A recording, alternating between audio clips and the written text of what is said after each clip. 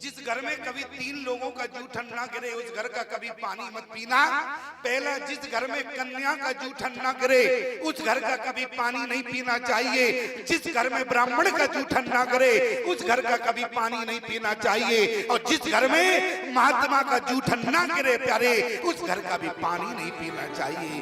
3 जगह ध्यान रखना प्यारे, जहाँ कन्या ब्राह्मण संत का जूठन ना गिरे। अच्छा देखो, एक बात और बता दें, हम क्योंकि बोलने में कंजूसी नहीं करते हैं और ये भी मत समझना कि हम झूठी तारीफ करते हैं। यहाँ पर देखो इतनी संख्या में माताएं बैठी हैं, लेकिन कितने शांति से बैठी हैं, सुन रही हैं कि नहीं सुन रही? अच्छा बताओ, हमारी कितनी सुन रही हैं जबकि तुम्हारी खाक नहीं सुनती है? क्यों? अच्छा तुम्हारी सुनती है क्या? जरा ध्यान देना हमारी बात पर। तुमने कहा जीवन भर शांति शांति शांति शांति, घर में शांति शांति शांति, लेकिन इन्होंने क्या कहा? बोले चलो मालती चलो कांति, बोले काय की शांति? क्यों? जरा विचार करें। लेकिन यहाँ देखो इतनी बड़ी संख्या में है, कितने शांति से बैठकर सुन रही हैं। मैं निवेदन करना हूँ, मुनिया गमन सुना जब राजा, मुनिया गमन सुना जब राजा, मिलने गए ले विप्र समाजा,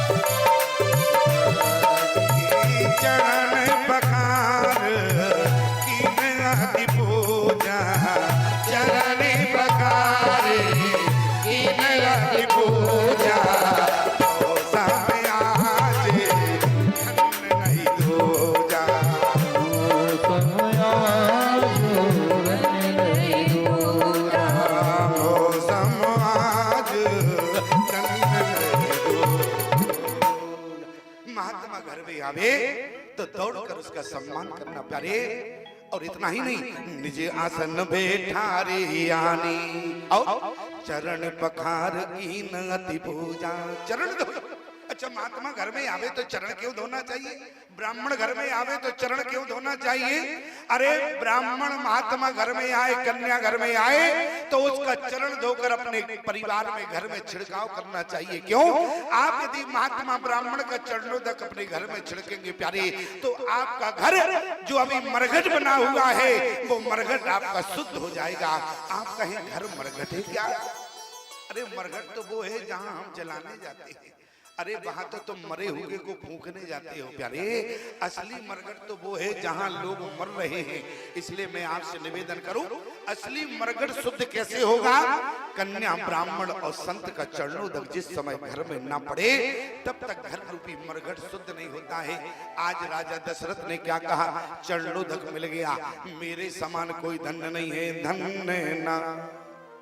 और इतना ही नहीं, राजा दशरथ ने सब कुछ किया प्यारे, लेकिन विश्वामित्र के चेहरे पर प्रसन्नता नहीं आई। राजा दशरथ ने कहा समझ में नहीं आता एक बात, इतना सब कुछ किया, आसन दे दिया, चरण धोए, आरती अर्चन बंधन किया, लेकिन इसके बाद भी महात्मा प्रसन्न नहीं है। अरे कम से कम प्रसन्न होना जाना चाहिए। विश्वामित्र जी चाहते क्या है? अभी तक देखो महात्मा प्रसन्न नहीं है तो राम जी को सामने नहीं लाए, क्योंकि जानते हैं जब जब चंद्र हुआ है, जब जब हमारे यहाँ किसी के नाम के आगे चंद्र लगा है तब तक विश्वामित्र जी आए, हरिश्चंद्र हुए तब विश्वामित्र आए, रामचंद्र है तो विश्वामित्र जी आए। लेकिन विश्वामित्र जी ने कहा कि राजन तुम घबराने की कोशिश मत करो, आज मैं अपनी भूल का पश्चाताप करने आया हूँ। कहने का मतलब आज मैं उसी भूल का पश्चाताप करने के लिए आया हूँ जिस विश्वामित्र ने हरिश्चंद्र का घर उजाड़ दिया है, आज उसी रामचंद्र का विश्वामित्र घर बसाने आया है, इसलिए मैं मांगने आया हूं। ध्यान देना प्यारे। और लेकिन अभी दशरथ जी को डर है, दशरथ जी ने राम जी को आगे नहीं किया। क्यों? अरे बोले महात्मा पहले प्रसन्न तो हो जावे। अब महात्मा प्रसन्न कैसे होगा? चरण धुल गए, आरती अर्चन बंधन सब हो गया, इसके बाद भी प्रसन्न ना हो तो क्या कर सकते हैं? लेकिन उसी समय दशरथ जी समझ गए। और कब प्रसन्न हुए? अच्छा एक बात बताओ, जैसे हम तुम्हारे यहाँ आए, हम झारखंड से आए और झारखंड से मैं यहाँ आया हूँ तुम्हारे गांव में, और पूरे कम से कम 24 घंटे का सफर हो गया, और 24 घंटे से हम भूखे हैं। क्यों? हमारे पेट में चूहा दौड़ रहे, और तुम चरण धो, आरती अर्चन बंदन करो, चेहरे पर प्रसन्नता आएगी क्या? कब आएगी? अरे जब बढ़ियल तुम माल पानी खिलाओगे तो महात्मा प्रसन्न होगा। और यही हुआ, विविध भांति भोजन करवावा, अरे मुनि मन हृदय हरस अति पावा। आज विश्वामित्र जी प्रसन्न हो गए। अब उसी समय राम लक्ष्मण बोले चारों भाइयों को प्रणाम कराने के लिए लाए। लेकिन जब विश्वामित्र जी ने प्यारे देख लिया तो पहचान गए ब्रह्म को, और बोले उसी समय क्या लिखा, पुनि चरणन मेले सुत चारी, अरे राम देख मुनि देह विसारी।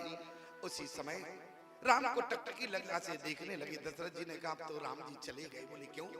बोले दशरथ जी की और राम जी की नजर मिल गई। उसी समय राजन को लगा राजा दशरथ को ऐसा ना हो राम जी चले जाएं, तो उसी समय विश्वामित्र जी से क्या कहा, के कारण गमन तुम्हारा, के कारण गमन तुम्हारा, के कारण गमन तुम्हारा, के कारण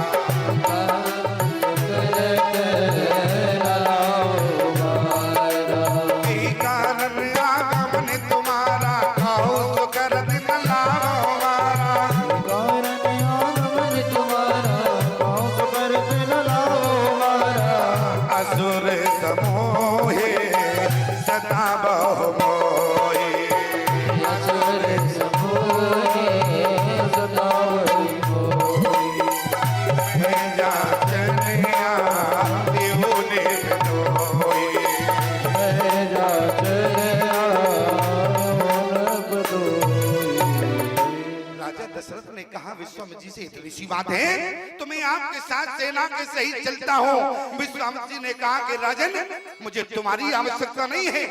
अरे आप नहीं तो कहा असुर समूह सतामय मोई मैं जाचन आयु निर्पतो ही, अब तुम्हारा क्या लेना? अरे बोले मैं तो आपके साथ चल रहा हूँ। उसी समय विश्वामित्र जी ने कहा राजन तुम्हारी जरूरत नहीं है। बोले क्यों? आपको संदेह है क्या? क्या मैं मारी सुबाहु को नहीं मार सकता हूँ? विश्वामित्र जी ने कहा मुझे विश्वास है मारी सुबाहु को जैसे तुम मार सकते हो वैसे मारी सुबाहु को मैं भी मार सकता हूँ। लेकिन याद रखना आज विश्वामित्र जी ने कहा मैं मारी सुबाहु को मारने वाला नहीं बल्कि मारी सुबाहु को मारकर जो तारने का काम करे मैं उसे लेने आया हूँ प्यारे। और तारने का काम कौन करता है प्यारे? वो है रघुकुल नंदन हमारे श्री राम। इसलिए क्या कहा अनुज समेत देव रघुनाथा, अनुज समेत देव रघुनाथा, निश्चर बध में हो सनाथा, निश्चर बध हो सनाथा। अच्छा एक बात हमारे समझ में नहीं आई, अच्छा तुम लोग समझ गए हो तो बताना। अगर तुम मारकर तारने वाले को लेने आए हो तो राम जी को ले जाओ, लेकिन अनुज समेत, अनुज समेत। अच्छा समझ गए क्या? ये लक्ष्मण के सहित क्यों मांग रहे? अच्छा लक्ष्मण का तो नाम ही नहीं है लेकिन इसके बाद भी लक्ष्मण को दिया गया। लक्ष्मण का कहीं नाम नहीं है लेकिन फिर भी अनुज समेत देव रघुनाथ,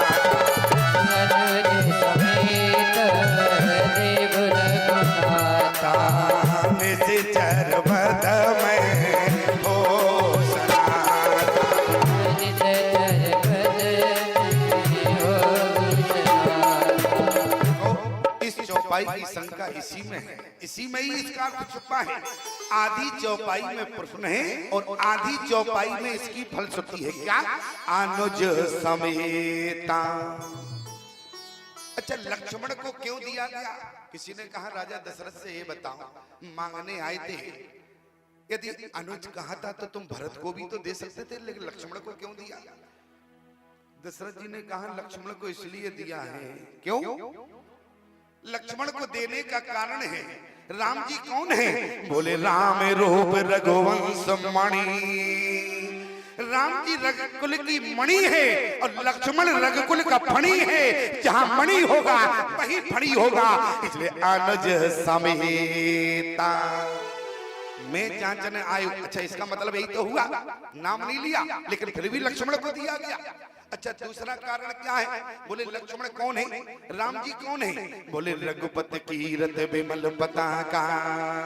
राम जी झंडा है और लक्ष्मण राम रूपी झंडे के डंडा है। दंड समान भयो जज्जा का। इसलिए राजा दशरथ ने कहा जब झंडा मांगने आए हो तो डंडा भी साथ में ले जाओ। क्यों? डंडा भी तो लक्ष्मण रूपी है, इसलिए तुम लक्ष्मण को राम जी के सहित दिया। किसी ने कहा विश्वामित्र जी से तुम लक्ष्मण को ही मांग रहे थे कि भरत को? बोले मैंने तो केवल एक कहा था अनुज समेत देव रघुनाथ। अच्छा, अनुज को क्यों मांग रहे थे? बोले अनुज के रूप में मैं लक्ष्मण को ही मांग रहा था। क्यों मांग रहे थे? तब विश्वामित्र जी ने क्या कहा, लक्ष्मण क्या करेगा? जग मही सकल निशाचर जे दे, और लक्ष्मण यहाँ नहीं निमिष महु दे दे। और राम जी क्या करेंगे? आज विश्वामित्र जी ने कहा मैं अनाथ हूं और रघुनाथ को पाकर विश्वामित्र सनाथ हो जाएगा। इसलिए निश्चर बद में, अरे निश्चर बद में हो सनाथा। आज राम जी को पाकर महात्मा विश्वामित्र सनाथ हो जाएगा। क्यों? मैं आपको निवेदन करूं, जीवन में व्यक्ति अनाथ ही है। जिस समय लक्ष्मण सुमित्रा माता के पास गए, याद रखना प्यारे, सुमित्रा माता से कहा कि मैया भाई ने भेजा है, इसलिए भेजा। माँ गहो विदा मात सन जाई। आज्ञा नहीं कहा, ध्यान देना, आज्ञा नहीं कहा, माँ गहो विदा। आज्ञा और विदा में अंतर है।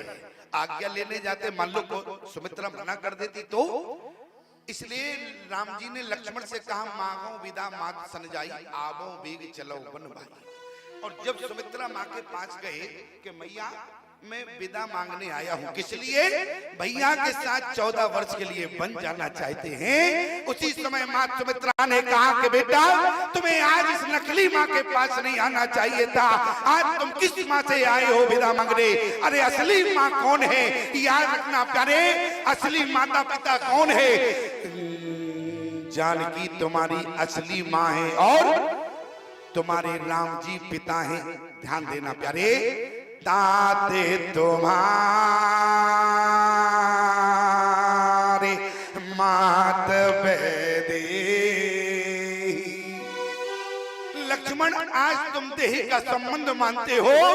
अरे देह की माँ नहीं, अरे देह की माँ तो नकली होती है, असली माँ तो वो है। कौन? बोले बेदे ही तुम्हारी असली माँ है, इसलिए देह की माँ को नहीं, आज तो तुम बेदेही को मानो। ताते तुम्हारे मात बेदे,